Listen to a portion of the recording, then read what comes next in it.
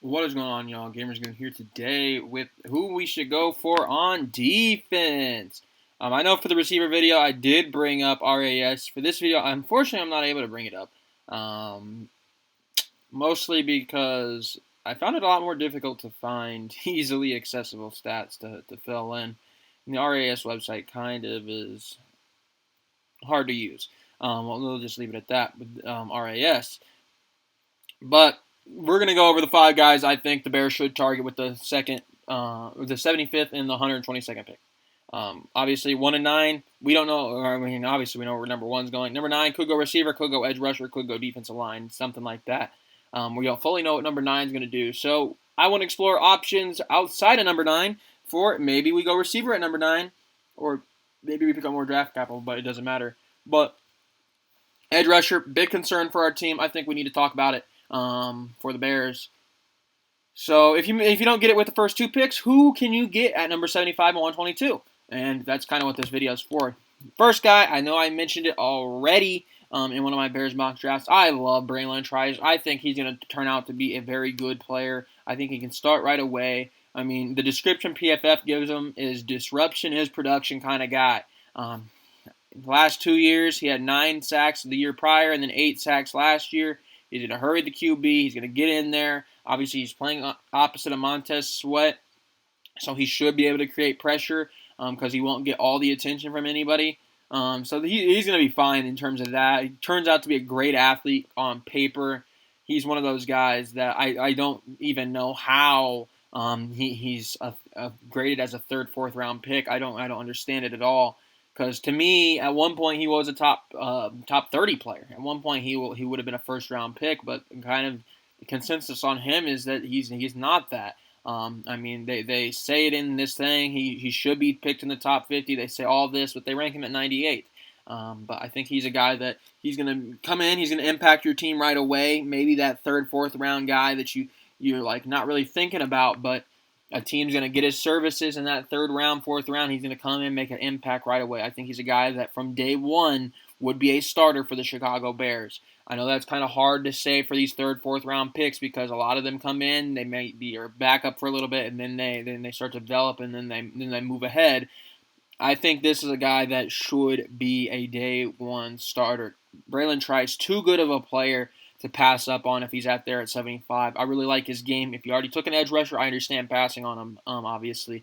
But with the edge rushers probably not being the selection at 9, assuming you kind of add help for Caleb Williams, at least Braylon Trice. Braylon Trice could be a nice little pickup there when we get to pick 75. I know you're taking him earlier than maybe the consensus wants you to take. I know he's 23 years old, which some people have an issue with, some people don't. I don't really care. He'd still be on the team 7-8 years minimum if he ends up getting re-signed. 6'4". Maybe you'd want to see a little bit more weight on him, but very, very fine player. I think he's going to be perfectly fine next season. Showed it in college that he get out to QB, should show it here at the NFL level. So I'm not really too worried about Braylon Trice's production once he gets to the NFL. So if I'm the Bears, I'm definitely taking a look at him. And then a guy that I don't really know what his range is. I could see him going kind of high because he's such a great athlete. Now, he's undersized for the defensive line. I understand that, but he's such a great athlete. The last 2 seasons, he's had 20 sacks. 3 seasons ago, he had 9. So over the last 3 years, he's nearly had, he had 20, then 9, so almost 30 sacks over the last 3 years. On about an average of 10 sacks a season. About 10 sacks a season. 14 last season, 6 the year prior, and then 9 in 2021. And that's Muhammad Kamara. Mo Kamara out of Colorado State. I understand the questions with the level of competition, but he did play some teams that have some NFL guys on them. I mean, not necessarily Washington State with anybody crazy, but Colorado has a guy that's probably going to be first round next year in Shedeur Sanders. I mean, you played decent talent. You didn't play anybody special. Boise State's usually a solid team. But you unfortunately don't have a huge resume of playing like the Bamas or the Georgias or anything like that, or even some of those middle tier teams. If you're maybe like an Arkansas, but unfortunately he doesn't have that. But I think really with him, yes, he's undersized. Yes, I understand the questions about whether or not he had enough competition. He's a fast player, man. He's gonna beat you off the edge. He should come in and make an impact. I mean, he. You look at the best athletes at that edge position. He's probably in the top 5.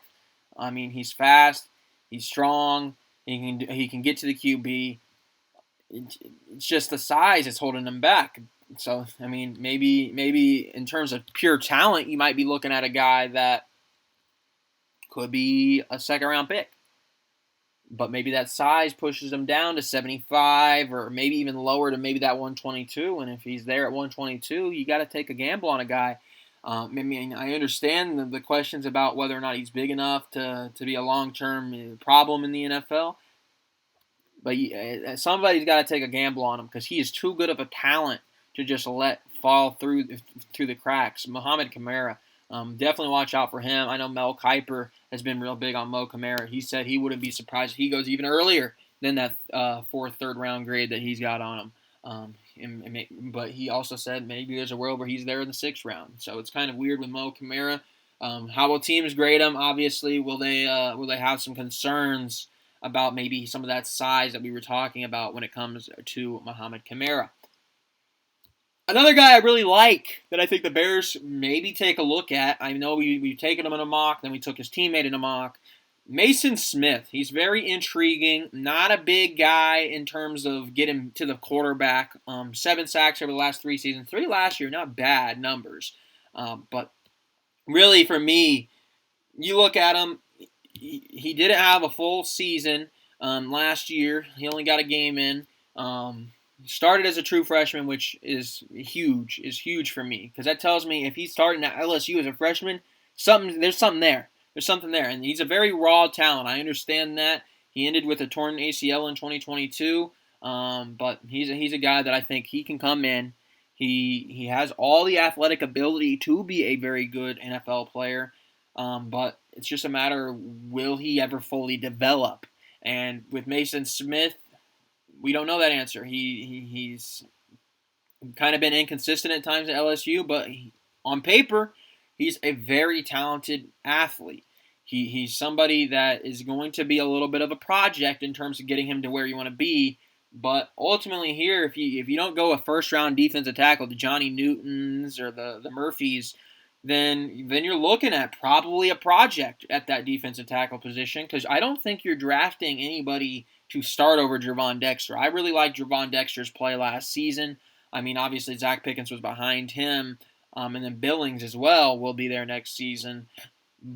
You're going to need another defensive tackle. You're going to need another defensive tackle to rotate in. He's going to be a guy that won't be demanding a starting job right away. He'll have time to develop because you do have the luxury of having Gervon Dexter and Billings there next season. Granted, are they the Aaron Donalds of the world? No. Can they be replaced? Maybe. It depends who it is. I really like Dexter. But maybe Billings, maybe he's the one that kind of leaves way for Mason Smith to make a name for himself in that Bears defensive line. And Mason Smith could become a starter for the Bears as early as season 1, kind of like Gervon Dexter did last season. Gervon Dexter kind of proved himself as a great selection for the Bears, in my opinion. So it's going to be up here to Mason Smith to figure it out. Great athlete. It's just a matter of not will he develop into that for the Chicago Bears. Next guy I want to kind of dive into, another guy here, Gabriel Murphy. Great production last season, 8 sacks. Only 2 the year prior, but he had 8 sacks the year before the year prior. So over the last 3 years, he's had a total of 18 sacks out of UCLA. With Gabriel Murphy, this is a kid that should be fine in the NFL. He's already about 23 and a half years old. He's going to be fine in terms of that. But you're probably bringing him in not necessarily to be the featured player opposite of Montez Sweat, but somebody that can come in and kind of create some problems in spurts. That's kind of where I think he is. I'm trying to best speak about it. I don't want to underappreciate him. But he's not a guy that he's the Muhammad Kamaras where he's just this great athlete on paper. He's not that. He's going to come in kind of situational. He's going to find a spot as a rotational player on the Bears if he does end up coming to us.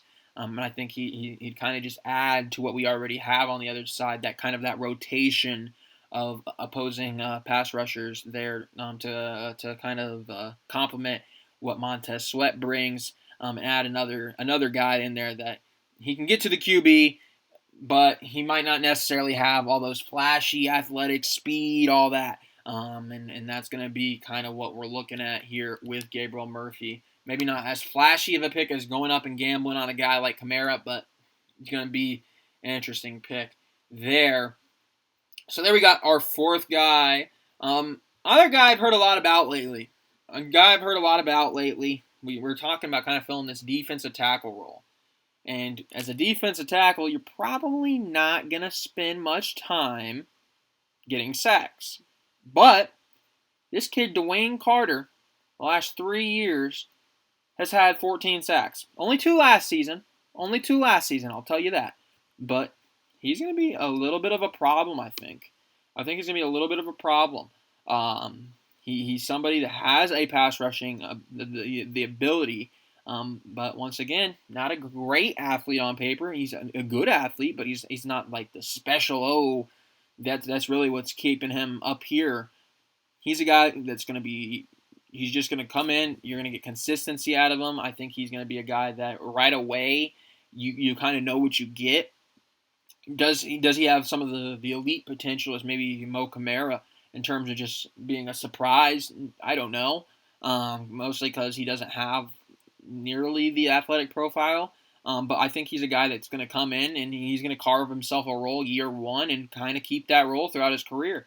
He should be a guy that should be pretty average, or not average, but have a good career. He should be a guy that should be in the league for 8 to 10 years and get on out. But he's not gonna wow you with anything. He's just a guy that he's gonna come in and he's gonna be a very solid football player, which might be what the Bears need. That might be what the Bears need, especially at the defensive tackle position. Because we kind of mentioned it. They need depth on that defensive line. They need a starter in that defensive line, and I think this is a kid that can start. Is he going to be something special? Who knows? But he's a guy that should come in and should be good enough to start right away, which I think really does help when it comes to the Bears' defensive line. Because if you can have him, Gervon Dexter in there, and assume Carter is able to be pretty solid, then you no longer have to worry about your interior defensive line, and maybe you can focus a little bit more on something else. Because right now we're going into this draft. Well, edge is a need. Interior defensive line is a need. Obviously, quarterback, receivers are needs right now. But once you kind of take away that defensive line need and you get that squared away, then you're just going for luxury picks at that point, and you're looking at, well, who could help Caleb Williams out? Who can make an impact for the offense? Or maybe you're just filling in somebody that left, say a safety left, and you're just filling that in. Right now, you still have a few needs that you gotta get squared away, and if you can figure out that on the defensive line, which is kind of what this video was made for, just figuring out on the defensive line, then I think the Bears are going to be pretty solid next season. I think they are definitely a team that should be waiting for the playoffs. They're a team that should have no goals lower than the playoffs. They should be thinking that they can make it. They're going to have an elite duo at least in the receiver room, maybe even a trio if they use their second first round pick on a receiver.